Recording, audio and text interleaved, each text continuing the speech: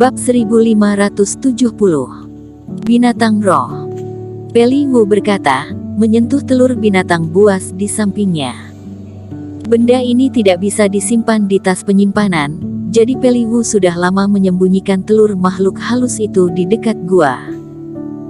Saat tidak berlatih, dia terkadang merangsangnya dengan reiki, berharap bisa mempercepat inkubasi telur roh. Bagus. Eric Kin juga mengangguk. Selama dia terbangun, dia juga membuat beberapa pengaturan di sekitarnya. Bahkan jika ada situasi berbahaya lagi, itu akan cukup untuk menghadapinya untuk sementara waktu. Pikiran berubah, dan Eric Kin menuangkan reiki ke dalam tanda ini. Dror.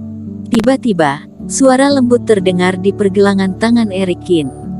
Setelah tanda itu diisi dengan reiki, tanda itu sedikit bergetar, dan kemudian seberkas cahaya keluar darinya, terus-menerus membiaskan di dalam gua. Sepertinya dibuka di tempat terbuka. Eric Kin dengan serius terbang keluar dari gua. Setelah dunia terbuka, cahaya tiba-tiba naik lurus ke langit. Tapi itu tidak secemerlang kecemerlangan Liga Pembunuhan. Setelah cahaya melesat ke langit, dia menghilang. Kemudian, di langit, napas lembut mengalir pelan, menutupi Eric Kin. Ini adalah udara peri yang sangat kaya energi abadi. Eric Kin sedikit terkejut.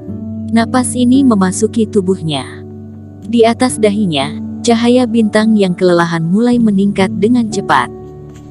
Setelah beberapa waktu berlalu, dia kembali ke kondisi paling lengkap.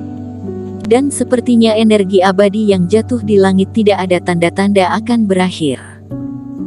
Ini pahala medan perang Gunung Iblis, jadi bukan reiki, melainkan energi abadi. Eric Kin menyadari akan hal ini dan sedikit tercengang. Ini karena dia mendapat reward, jika tidak, jika orang lain diresapi dengan energi abadi, mungkin 90% dari mereka akan lolos. Duduk bersila dan menjalankan teknik transformasi teknik, Eric Kin mulai mengerahkan nafas untuk mengubah energi abadi menjadi reiki. Energi abadi yang dihadirkan di medan perang sangat murni dan kaya. Dalam waktu singkat, Eric Kin merasakan reiki di tubuhnya membengkak. Ada perasaan mengganjal, yang membuatnya ingin menerobos kemacetan. Boom!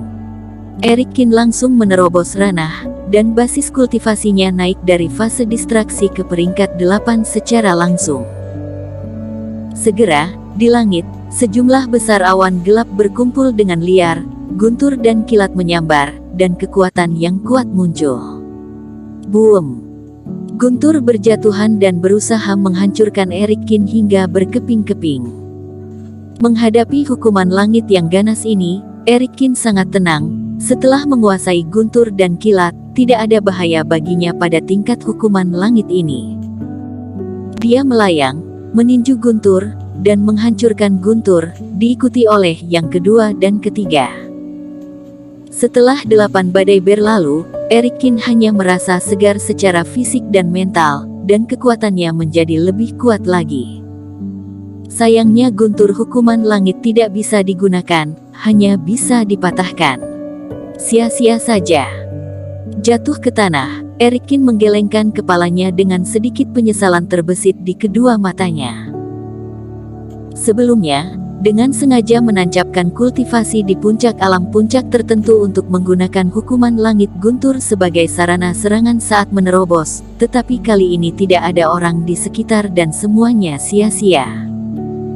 Setelah fase penilaian berakhir, energi abadi masih tumpah. Jelas saja jika ini semua masih belum berakhir. Peli Wu, apa ada sesuatu di tanganmu yang kiranya bisa menyerap guntur hukuman langit? Hati Eric Kin tergerak, dan dia memintanya ke samping dengan penuh minat. Apa kamu berniat menyerap guntur? Peli Wu mengerutkan kening, apa kamu ingin menyerap hukuman langit? Hal ini tidak mudah diserap. Ini membutuhkan tingkat keberuntungan yang sangat tinggi dari sumber energi guntur. Sebelum Peli Wu selesai berbicara, dia melihat Eric Kin mengulurkan tangannya dan meraihnya. Semua busur petir yang baru saja tersebar semuanya diringkas menjadi bola oleh Eric Kin. Peli Wu terkejut, dan kemudian menunjukkan rasa irinya. Sumber energi gunturmu jauh lebih baik dariku, biarkan aku memikirkannya. Dia memikirkannya sejenak dan mengangguk, aku memang masih memilikinya sedikit, tapi aku tidak tahu apakah ini akan berhasil atau tidak.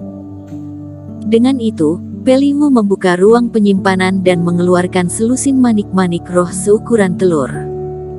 Namun, dibandingkan dengan berbagai reiki atau sumber-sumber energi yang terkandung dalam bola roh umum, bola roh ini transparan dan kosong. Ini semua roh guntur yang diberikan keluargaku ketika aku memahami sumber energi guntur. Sumber petir di dalamnya diserap dengan bersih olehku, tetapi aku masih menyimpan roh dan tidak menggunakannya. Kamu bisa mengambilnya untuk menyerap guntur. Peli Wu menyerahkan selusin bola kepada Erikin. Erikin mengambil satu dan mencoba memasukkan guntur ke dalamnya. Benar saja, bola roh ini secara alami memiliki ketertarikan pada guntur, dan dengan mudah menyedot guntur ke dalamnya. Karena benda ini bisa menyerap guntur, petir seharusnya tidak menjadi masalah. Namun, bola roh kosong ini, bagaimana bisa menyerupai salah satu permata milikku? Erikin memikirkannya dan mengeluarkan permata yang diperolehnya dari mayat pria di bawah laut saat berada di Bintang Biru. Membandingkan keduanya, mereka terlihat hampir sama. Satu-satunya perbedaan adalah bola rohnya lebih besar, hampir seukuran 3 bola petir. Bukankah kamu punya wadah terbaik? Ketika Peli Wu melihat permata di tangan Erikin, dia sedikit terdiam. Jadi benda ini sejenis dengan permata. Erikin juga baru saja mengetahui akan hal ini. Namun Bintang Biru juga memiliki harta karun berharga yang unik di benua ini. Sepertinya masih terlalu banyak rahasia di antara keduanya yang belum terungkap dengan sendirinya. Namun, Erikin diam-diam masih terdiam. Peli Wu terlalu banyak bicara sepertinya.